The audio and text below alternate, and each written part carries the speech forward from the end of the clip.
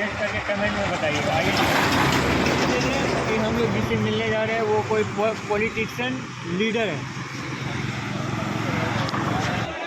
आज यहाँ पर एक नुक्कड़ सभा में आप तमाम लोग शामिल हुए, आपका बहुत शुक्रिया। और मिथिलांचल की ये तारीखी सरजमीन पर अल्लाह ने मुझे आने का मौका दिया, आपके दरमियान में आने का, आपसे मुलाकात करने का, आपकी मजलिस इत्तेहादुल मुस्लिमीन की मोहब्बत को देखने का, आपके जज्बात को महसूस करने का मौका मिला। और मुझे यकीन है कि इंशाअल्लाह ताला हम ज़रूर यहाँ पर अपनी जमात मजलिस इत्तेहादुल मुस्लिमीन को मजबूत करेंगे। और मुझे यकीन है कि आने वाले विधानसभा के चुनाव में यहाँ से आप मजलिस के उम्मीदवार को पतंग छाप के निशान पर बटन दबाकर अपने इत्तेहाद और सियासी शऊर का सबूत देंगे। और मुझे यकीन है कि आने वाले विधानसभा में राजनीति में एक नया इनकलाब और एक नई तारीख लिखेंगे इंशाअल्लाह ताला। और हम यहाँ पर अपनी एक सियासी लीडरशिप को बनाएंगे।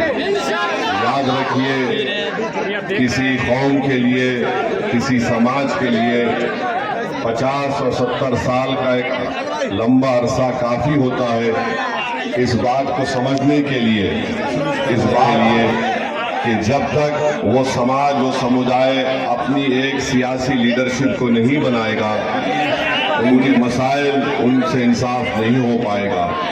बिहार में आज मुस्लिम अक़लियत की आबादी 19% की है और 19% आबादी इतनी बड़ी आबादी है कि आपके बगैर कोई हुकूमत ना बन सकती है, ना आपकी आवाज़ के बगैर कोई सियासी फैसले लिए जा सकते हैं। मगर हम अपनी इस ताकत को महसूस नहीं कर रहे हैं। मैं आपसे ये बोलने आया हूँ कि आप सिर्फ वोट डालकर अपने घर में मत बैठ जाइए। आप एक शहरी हैं, आपको तमाम हुकूक हासिल होना है, आपको तमाम हक आपको मिलना है जो भारत के संविधान ने हम तमाम को दिया है। तो मेरी आपसे गुजारिश है, जो बिहार में मुस्लिम अक़लियत और मजलूम अवाम की इंसाफ की लड़ाई लड़ी जा रही है, इसमें आपके साथ की ज़रूरत है, आपकी वोट की ज़रूरत है। और आप तमाम नौजवानों को पैगाम देने आया हूँ कि देखिए, लड़ाई आपके लिए है, आने वाला मुस्तक़बिल नौजवानों आपका है। बिहार में 60% आबादी, करीब 60% आबादी 25 साल से कम उम्र नौजवान लड़के और लड़कियों पर मुश्तमिल है। मैं बुजुर्गों से गुजारिश और अपील कर रहा हूँ कि आप जब वोट डालने जाएंगे तो इन अपने नौजवानों के चेहरों को देखिए, इनकी हालात पर गौर करिए। आप इनको देखकर पतंग छाप के निशान पर वोट डालकर अपनी पार्टी को, अपने इत्तेहाद को कामयाब करिए। बरसों आपने मुख्तलिफ सियासी नेताओं को, सियासी पार्टियों को आपने वोट दिया, हमको क्या मिला सिवाय वोट डालकर आकर घर में सो जाना और उसके बाद हमारी तकालीफ में कोई कमी नहीं होती है। आप जानते हैं कि हमारे भारत देश में फिरका परस्ती उरूज पर है। मुस्लिम अक़लियत से नफरत इतनी बढ़ चुकी है कि आप ही के इस गांव के असगर अली साहब को ट्रेन में एक रेलवे प्रोटेक्शन फोर्स के सिपाही ने गोली मारकर उसको शहीद कर दिया था। याद है असगर अली आपको?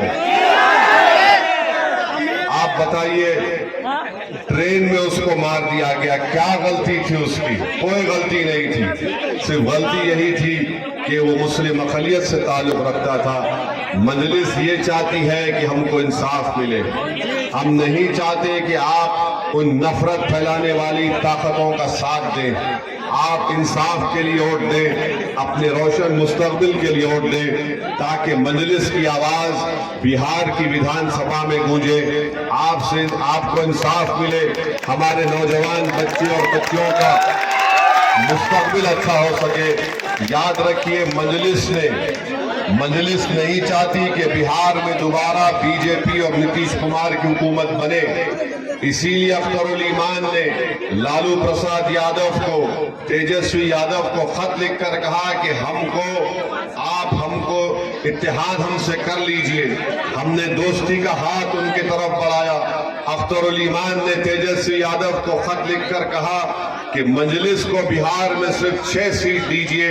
अगर आप मुख्यमंत्री बनते हैं या आपके इंडिया अलायंस को सत्ता मिलती है तो मजलिस के विधायक को मंत्री मत बनाइए। आप सिर्फ बीजेपी की फिरका परस्ती को रोकिए, यहाँ पर इंसाफ करिए 19% आबादी से।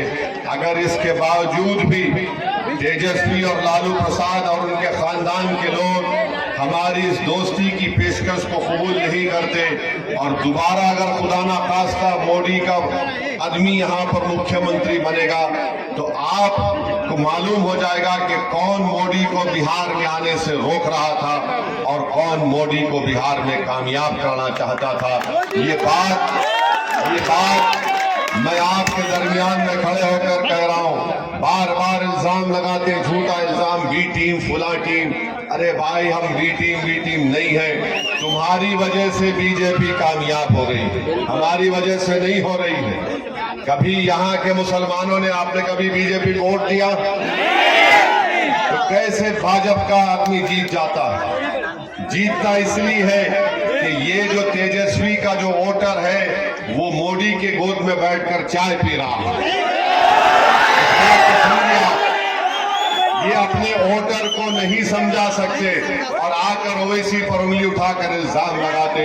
हम तो दोस्ती का हाथ बढ़ाए हैं, मगर याद रखो ये कमजोरी की निशानी नहीं है। अगर ये हाथ दोस्ती की तरफ बढ़ सकता है, अगर तुम नहीं समझोगे और अगर तुम इसी तरह गुरूर और तकब्बुर के शिकार रहोगे तो बिहार की जनता कभी तुम्हें माफ नहीं करेगी, क्योंकि तुम्हारी नादानियों की वजह से नुकसान ना सिर्फ बिहार के बिहारियों को हो रहा है बल्कि देश के तमाम गरीब और मजलूम अवाम को उसका नुकसान उठाना पड़ रहा है।